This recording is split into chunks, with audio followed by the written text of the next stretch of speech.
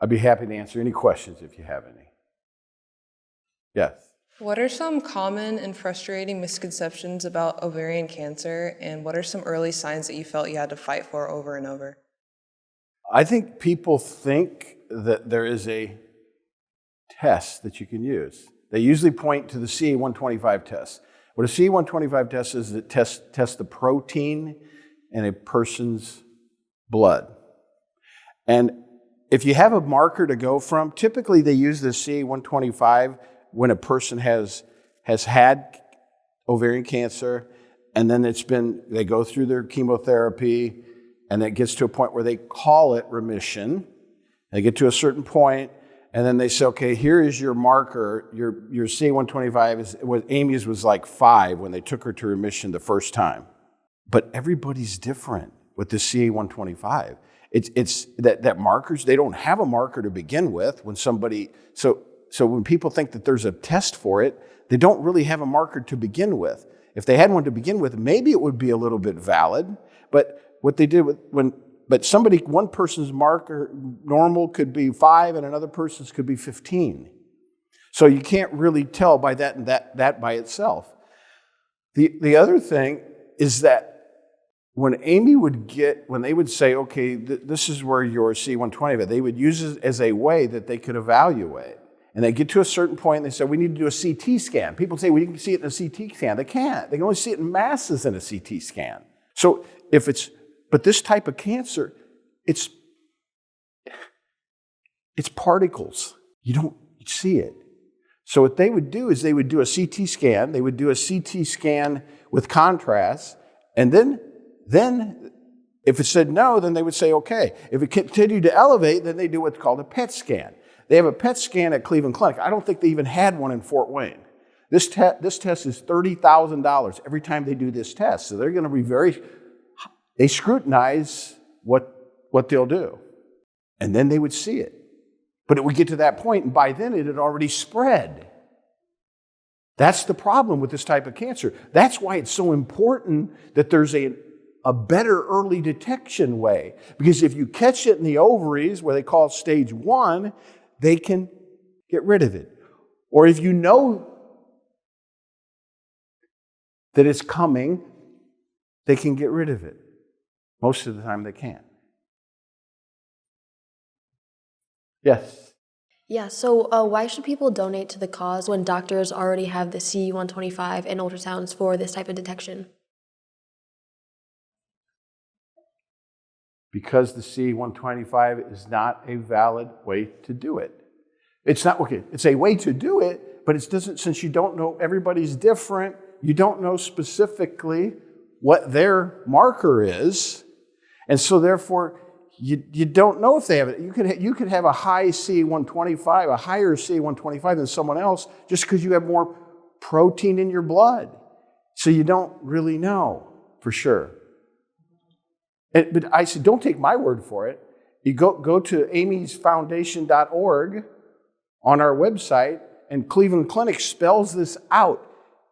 Very similar to what I'm saying is the reason that they need to find this. They want to find a way so they can determine if a woman has this, much like they have pap smears they use for certain things, mammograms every year. They can do those every year, but you don't have any way of testing for ovarian cancer like that. And it is deadly. When you get it, once it gets outside of the ovaries, especially when it gets to stage 3, they're going to be optimistic and they're going to tell us that we can get rid of it, but the fact of the matter is you just can't. When 30% of the people even make it 5 years once they get to that stage 3. Yes? Are you saying Amy would still be alive if this test existed? I do. I do believe she would have been alive. Yeah, I do. Because what happens with this ovarian cancer is that it sits and it waits in a body. And once it starts to attack the ovaries, then it starts to spread throughout. If they knew it before it got to the ovaries, then you could do something about it. So, do I know that? No, I don't. But I know this for sure. I don't think, even though the doctors did everything they could, and they tried everything they could try, and they used all of the medication that we have, the chemotherapy, radiation in some cases, a variety of different concoctions of chemotherapy that they used. It's just not enough. Once this type of cancer spreads, it's not a kind of cancer you can go in centrally. Once it gets outside the ovaries, you can't centrally go in and just get it. Yes. Hi, Ron. Amy's Foundation has some really great positive comments on your social channel. Some of them are powerful testimonials from women, and some of them are, they're pushing back that there already is early detection. Why are they convinced that they're right? My personal opinion is I just think they're misinformed. I just think that they're just not... Again, they point to that CE125 test. And doctors are not going to tell you, they're going to use the best possible medicine they have. And they do. And that is the best indication, but only if you have that marker. Only if you know what their normal marker is on a CA125, is it even effective? So I think people think that. I think they're just the medical profession, they don't share. When Amy went through what she went through, they always tried to keep it positive. They have to. You got somebody that's dying. You don't do them any good by telling them you don't have a chance. Yes. Some women test BRCA positive and do nothing. How do you convince them that that's a mistake, and what are her options? That's a tough choice. Because in some ways, a woman has to do something that's very invasive. But if you're a BRCA1, you have an 87% chance of getting breast cancer. You have a 65% chance of getting ovarian cancer. So it's statistically, there's about a 96% chance you're going to get cancer someday if you're a BRCA1. You can do something about it, but it requires double mastectomy, and it requires getting ovaries and fallopian tubes taken out. That's what it requires. But when you do that, you have the same odds as the general public. And this is the kind of cancer that is not, it's scary. It's not something that you play with. I don't know if you know who Angelina Jolie is. She had BRCA1. In 2013, she got both her breasts removed. It's just, that's how cool this is. You want to stay alive? You want to live? That's what you got to do. But my lovely wife, Amy, went through pain. Yes. So women who decide to get their ovaries removed to prevent cancer, they often face infertility, early menopause, and mental health struggles. How would you expect women to make that sacrifice? Save your life. 96% chance you're going to get cancer, over either breast cancer or ovarian cancer sometime in your life. 87% breast cancer, 65%.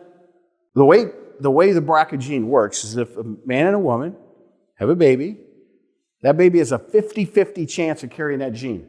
50-50 chance. 2 of her daughters are BRCA positive. They've already gotten their breasts removed. One's in her early 30s. She's an oncology professional. That's what you got to do. If you're BRCA and if we have this test for early detection, can we stop it? No, but you can take that action. You can take that action. Yes. So men can also carry the BRCA1 mutation. So would you say that this is just a women's issue, or should men get tested as well? Well, if a man has BRCA in their family, with men, don't usually get cancer.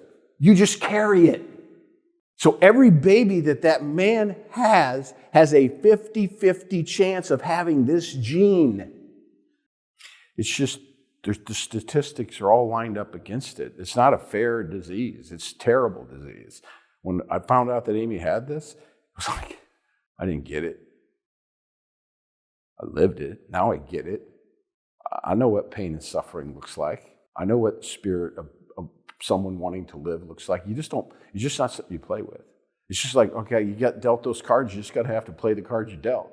And it's unfortunate. I know that may seem callous, but it's not the end of the world. You got your life.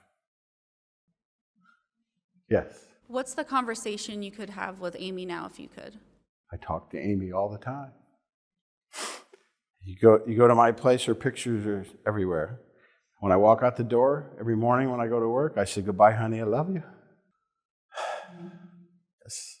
How long did doctors tell Amy that nothing was wrong before everything suddenly became wrong? She always had heavy flow. She had bloating. That stuff was just normal stuff. Well, about a year before she got the hysterectomy, where they actually found the cancer, they did some sort of taking tissue off the uterus in order to try to slow her flow down. That was what they were trying to do. What that they do know about ovarian cancer is it does formulate in the body and percolate in the body for a while before it actually reveals itself. Yeah, so you've been describing Amy as full of life, energy, and love, and I was just wondering what's one thing that cancer could never take away from her? Amy? Just her kindness to others. She was the kind of person that she would be in total pain. I knew it, but she didn't tell anybody else. And she would go, and first thing she would do is she would ask them about their family and about how are they doing and about them. Of course, most of us, we like to talk about ourselves, right? So they would talk and talk and talk about themselves. And she would listen and listen and listen and listen. But she was just that kind of person. She just always asked about you. She loved her daughters so much. Her daughters run this hierarchy much higher than me. I know that. There's no doubt in my mind. That's where they should be. Yeah, they couldn't take that spirit away from her. Never, cancer didn't do that. But she went through a lot. Yes. When Amy was diagnosed, did her view of the world change, or did she hold on tighter to the life she loved, or did she find a new meaning within her life? From the time that this started, she goes through a surgery. She finds out that she has ovarian cancer. Immediately we respond. Immediately we react. She goes and she gets a surgery that requires that you take all of their organs out of your body. And then they cut the cancer out where they can, and then they put them all back in. And then she goes through rounds of aggressive chemotherapy. And she has a bowel obstruction immediately, and she ends up taking an ambulance to the Cleveland clinic. That was the way it started. Yeah, there was peaks and valleys, and we had a year where we really thought the first time when it went away, we thought, maybe we got this. Because she went through a lot, but then it came back, and it came coming back. Each time it recurs quicker. And it just was like, how long could she live through the 14 surgeries, chemotherapy for 7 out of 10 years. Yes. In those moments of her last days, when you're saying she would find herself, why me? What do you say to somebody in a moment like that? My answer was always the same. Because my job was to protect her. My job was to try to keep her out of pain. And I just told, honey, you're spectacular. That's why God did this. I don't know. I don't have the answer, but I know you're spectacular, and I know there's going to be something good come out of it. Yes. What's the hardest part of Amy's story to tell? And do you still struggle with a certain part of telling it? I got to live.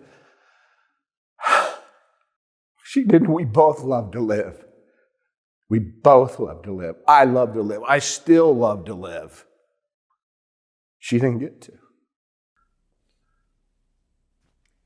If Amy could see everything that you've done in her honor, how do you think that she would react now?